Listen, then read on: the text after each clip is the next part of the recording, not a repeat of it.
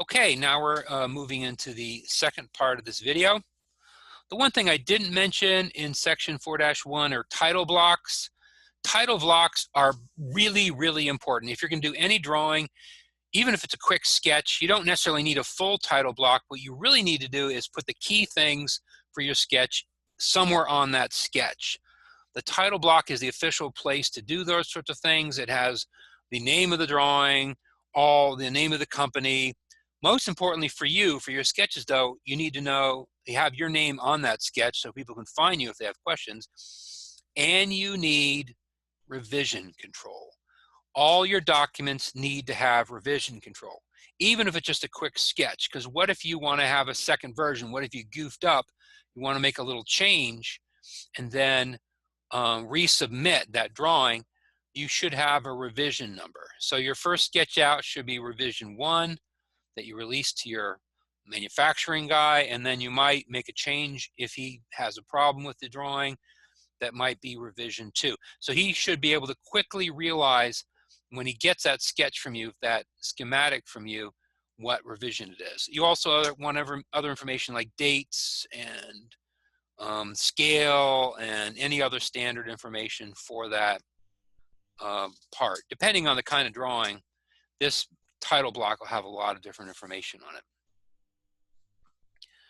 In section 4-2, we dive into piping symbols and diagrams. These tend to be, from the way the book talks about it, tend to be used in construction a lot. I don't tend to get into construction work, though it is useful from a mechatronics standpoint to understand these drawings if you're doing an install. And the book, basically, I want you guys to understand what these different definitions are. So I want you to know what an orthographic drawing is. Basically, it is a 2D drawing that's got plan view and elevation or elevated view. And I want you to know what an isometric drawing is. Isometric is a 3D representation. Okay, plan view is looking from the top down. Elevation or elevated view is looking from the side. These are two very important terms, and they give you examples in the book. They also show you some example symbols for piping. This is also an excellent lookup. You will find these online as well. But if you should run into a construction job where you need to interpret a drawing, pull this out, you'll see where it's in here. Hydraulic and pneumatic symbols and drawings are a whole separate world by themselves. And we've got a whole course on this, fluid power course. This is just meant to be an example of different symbols used in fluid power. This is a great way of looking up what these different things are. We have so much to learn about what all these objects really do that we teach in the fluid course that I'm not sure diving into this is critical. So I'm not, but scan down through here. You're going to see you've got a variety of different pumps. You've got, and they all have separate symbols associated with them. And then on here in the bottom, you're going to see pneumatic pumps. You're going to see a variety of cylinders and other devices. So this is your valve section for controlling the flow, also useful. I'm just not even sure how to dive into this. There's so much to learn here, but you should be able to look up basic symbols simply based on this table, even now, without having to understand exactly how those things work. They also show you standard symbols for manual actuators. Well, actually, the solenoid is the one here that's electrical. Solenoid is obviously a coil that turns magnetic when you energize it, so it can throw a valve. All the rest are manual valve with different kind of push buttons or levers, etc. on them.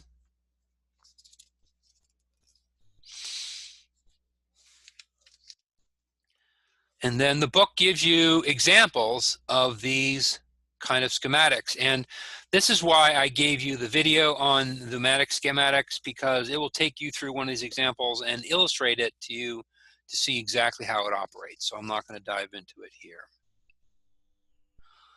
Electrical symbols. The video I provided you on electrical symbols is excellent. It takes you through all that. Electrical symbols you guys already should be familiar with based on your ELEC 153, or at least started to. This little group of symbols here is absolutely critical for you guys to understand motors controls 1, and will be used over and over in other courses. You've got fuses that can have a variety of forms. You can have like a little squiggle, or you can see a little box. I tend to use a little box in my diagrams. You've got circuit breakers that are shown this way. You've got something called a heater, which actually is an element when it heats up, as in other words, heats up because there's too much current running through a wire, then it opens. And this is the way they protect motors. This is one technique to protect motors, so that if the motor runs too hot, in other words, runs with too much current into that motor coil, when it reaches the current that this heater is set up for, it will cause this heater to pop open and will protect that motor from burning out.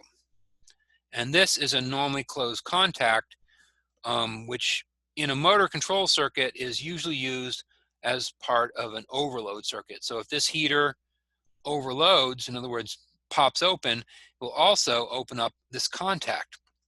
And the reason why we have an overload contact, a normally closed contact, is so that if your circuit does indeed overheat, you want to turn it off. You don't want to have it turn back on automatically when the heat comes back, you know, when everything cools down. Once again, I'm not going to dive through all these symbols.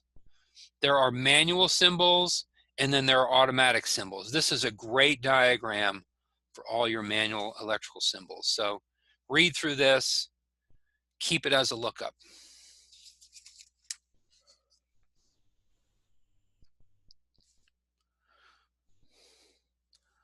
Here on page 78, it lays out once again all the components for a motor starter, or in other words, this is a big old relay to let you turn on motors, and it kind of lays them out for you.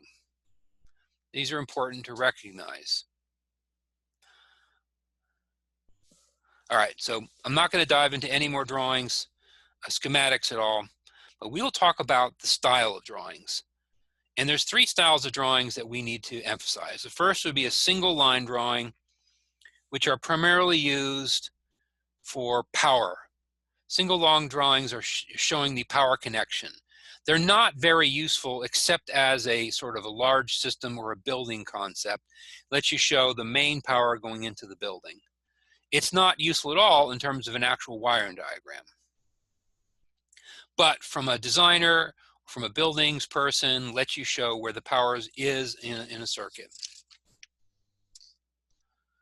And obviously, this is an example on page 81 of a single line diagram that's showing you power connections. The next kind of diagram is what's called a pictorial diagram. It's used by a lot of vendors to show what the image, you know, what their machine looks like, how things are kind of laid out. It does not explain to you how anything operates, nor is it useful from a diagnostic standpoint. But it's often used for assembly to tell an assembly person how to install, say, the push buttons and that sort of thing. And that's an example of the pictorial.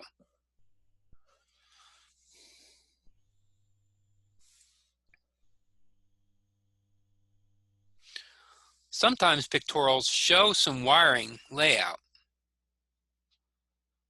And that's useful, but it is not your finished schematic. You should not rely on your pictorial as your complete diagram.